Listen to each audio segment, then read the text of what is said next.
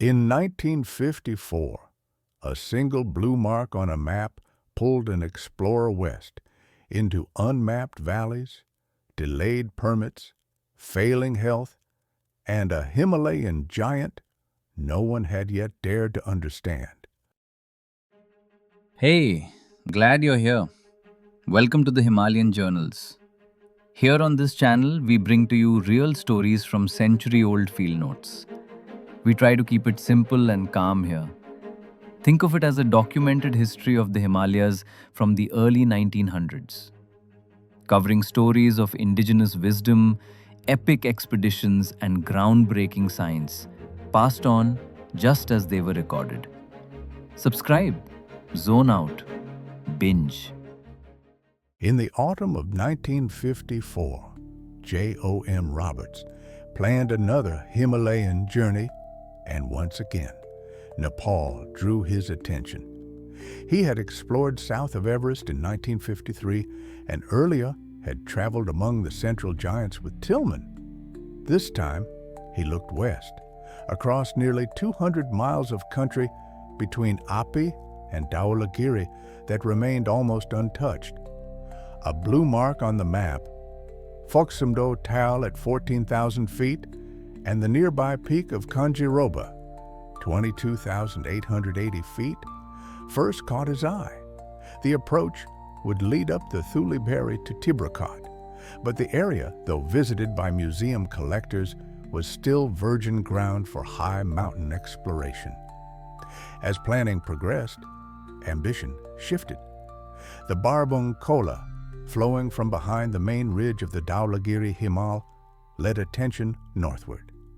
Mukut Gaon, in the shadow of Dhaulagiri II, became the intended base. This was not a radical change, but a realignment, one that promised access to peaks over 25,000 feet that had not yet been properly reconnoitered. With a small party, Robert set out with George Lorimer, a former companion from the Karakoram.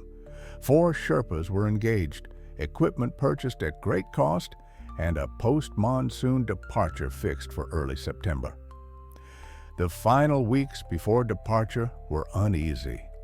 The Nepal permit was delayed, equipment lay stuck in Calcutta customs, and floods ravaged the frontier regions. Worse still, Pasang Dawa, the head Sherpa, fell ill with pneumonia and could not join. In his place, the party relied on Angnima, a strong climber and natural leader in difficult conditions, along with Lakpa Tensing and Pemba Norbu. A Gurkha rifleman, Hasta Bahadur Ale, was added, and Douglas Carter accompanied the party for the first stage. On 7th September, the expedition left the plains, driving north as the great arc of the Himalaya briefly flamed in the sunrise before haze and rain closed in.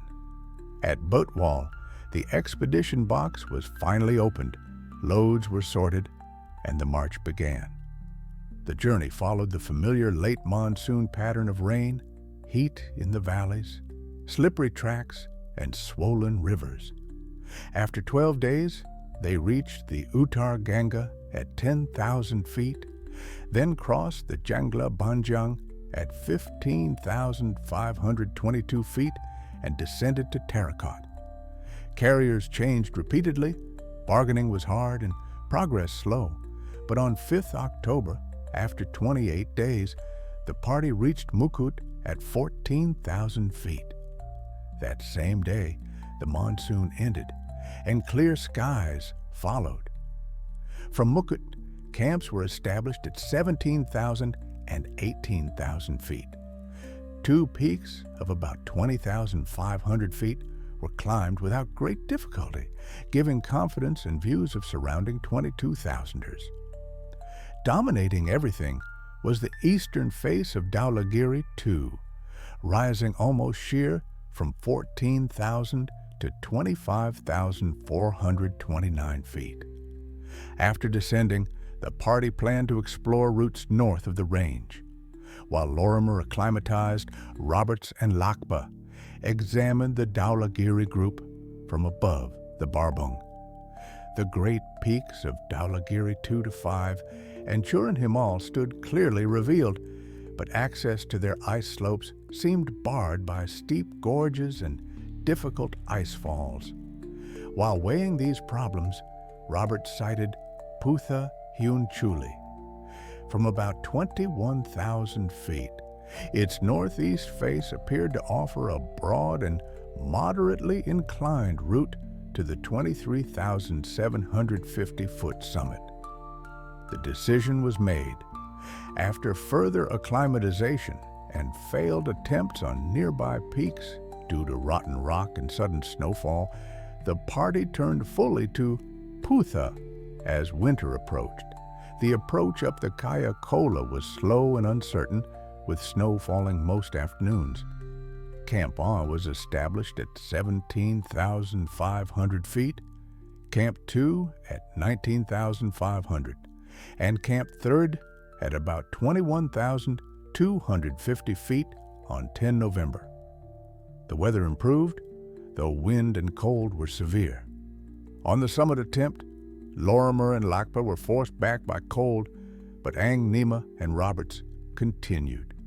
Using improvised crampons on hard snow, they climbed steadily, and at 1:13 p.m., 4 hours after leaving camp, reached the summit of Putha Hiunchuli. After a joyful descent and a second night at Camp 3, the party returned to Mukut. Time, fatigue, and the advancing season ruled out further attempts on Dhaulagiri 2. On the 20th of November, they left Mukut, crossed high passes into the Kali Valley, and walked on to Pokhara. On the 10th of December, with Dhaulagiri and Annapurna still rising behind them, they boarded an aeroplane for India, their journey complete.